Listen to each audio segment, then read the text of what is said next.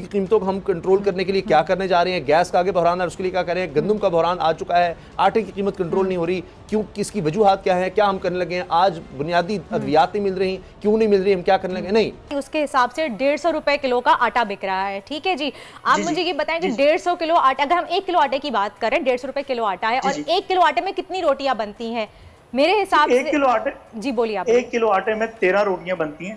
پورا سندھ ڈوب چکا ہے. میں نے ابھی 3 دن پہلے سیلاب زدہ علاقوں میں کھڑے ہو کے چیلنج کیا ہے, چیلنج کہ جہاں سے بھی سیلاب گزرا ہے, چاہے وہ جنوبی پنجاب ہو, ڈی آئی خان ہو, ڈی جی خان ہو, توسا ہو, راجن پور ہو, فاضل پور ہو, کوئی بھی علاقہ ہو یا پورا سندھ, ایک بھی 16 سے 18 لاکھ مکان ہیں کچے. کچے مکان سے مراد وہ جھونپڑیاں نہیں, ایسے ہی مکان لیکن اس میں پلر نہیں ہوتے, ایک بھی نہیں بچا ہے. اگر آپ کہہ رہے ہیں کہ 1 کلو آٹے میں 13 روٹیاں بنتی ہیں, تو اس کے باوجود بھی ایک روٹی کی قیمت آتی ہے 11 روپے. ٹھیک ہے, اس میں اگر آپ ایکسٹرا کاسٹ بھی لگا لیں, ایک سیکنڈ پلیز مجھے پورا کرنے دیجئے, اگر اس میں آپ ایکسٹرا کاسٹ بھی لگا لیتے ہیں, آپ کی بجلی کا خرچ ہو گیا, آپ کی لیبر کاسٹ ہو گئی, آپ کا تھوڑا سا اوپری خرچہ آ گیا, تو پھر بھی آپ 13 روپے کی ایک روٹی بیچ سکتے ہیں. لیکن اس وقت روٹی کراچی میں تو 20 روپے کی بک رہی ہے, مجھے پنجاب کا آئیڈیا نہیں, میرے خیال سے وہاں بھی اتنے کی ہی بک رہے گی. تو اتنا پروفٹ مارجن کیوں ہے؟ کیلکولیشن ہمارے ساتھ بیٹھ کے جو گورنمنٹ ہم جو ریٹ کرتے ہیں, یہ 20 روپے کا ہم نے ریٹ کیا, 7500 کی بوری تھی اس پہ کیا تھا, اور گورنمنٹ نے, ڈسٹرکٹ گورنمنٹ نے باقاعدہ بیٹھ کے کیلکولیشن کر کے ہمارے نان کی جو کاسٹ پڑ رہی تھی وہ 18 روپے 50 پیسے پڑ رہی تھی, 1.5 روپے انہوں نے ہمیں پروفٹ دیا کہ جی آپ کی جو دکاندار کے پروفٹ ہے اس کے بعد ہم نہیں بیچے. اب وہ بوری 1000 روپے بڑھ گئی ہے. اب مجھے بتائیں کہ ہم وہ جو 1000 بڑھا ہے وہ دکاندار کہاں لے کے جائے گا؟ بجلی کے بل آپ کو پتہ ہے کہ اس مہینے جس بندے کا بل 10,000 تھا وہ 25,000 سے 30,000 ہو گیا.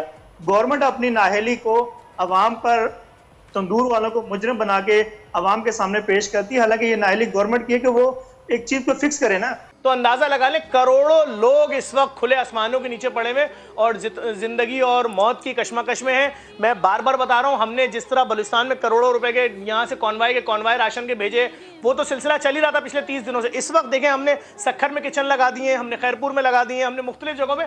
لیکن بات یہ کہ 1000 دیگ یا 500 دیگ وہاں سے بن کے اتر رہی, تو کروڑوں لوگوں کے لیے کسی کام کی نہیں ہے. ان کو اتنا سا ہے وہ راشن کی یہ پوزیشن ہے جو ہم ٹرک بھر بھر کے بھیج رہے ہیں. 500 بورے جو ایک ٹرک میں آ رہا ہے راشن, تو 5500 کے حساب سے لگا لیجئے 26 سے 28 لاکھ کا راشن آ رہا ہے. لیکن وہ 500 بورے تو ایک سٹاپ پہ ختم ہو رہے ہیں. پورا شہر یا پہاڑوں کے اوپر بیٹھا ہوا ہے یا پھر سڑک کے کنارے پہ بیٹھا ہوا ہے. جب میں پرسوں رات میں سکھر سے کراچی آیا ہوں تو رات 1 بجے چلا ہوں, دن میں 3 بجے کراچی پہنچا ہوں.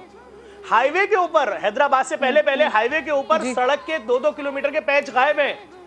یہ تباہی مچی ہے. آپ کو وہاں پر لوگوں کے جانور مر گئے لاکھوں کی تعداد میں, کروڑوں لوگ کھلے آسمانوں کے نیچے ہیں. بارش ہو رہی ہے, لوگ متاثرین بیٹھے ہوئے, اپنے سر کے اوپر چینی کی بوری رکھی ہوئی پلاسٹک والی خالی, اگر کسی کے پاس ہے تو, کیونکہ ابھی کوئی امداد, کوئی ایسی چیز اب تک شروع نہیں ہوئی ہے, اور بارش رکنے کا نام ہی نہیں لے رہی ہے. یہ امداد, ظفر یہ جو امداد ہے نا, یہ جی میں سوال بھی ساتھ میں ایڈ, تھوڑا سا لیٹ بھی ہو گیا آپ, تو اب وقت بالکل ختم ہو رہا ہے. مجھے یہ بتائیے, یہاں پر جتنے بھی مہمان بیٹھے ہوئے نا, آج پروگرام کا اسپیشل مقصد ہی میرا یہ تھا کہ جتنی بھی ہمارے NGOs ہیں جو کام کر رہے ہیں, فلاحی کام کر رہے ہیں, ان تمام کے درمیان ایک کوارڈینیشن پیدا کی جائے تاکہ زیادہ سے زیادہ لوگوں تک مدد پہنچ سکے. تو یہاں پر عبدالشکور صاحب نے یہ آفر کیا ہے کہ وہ ایک پلیٹ فارم مہیا کرتے ہیں کہ جہاں پر تمام لوگ کوارڈینیشن کے ساتھ آگے کام کریں. تو are you agree with them?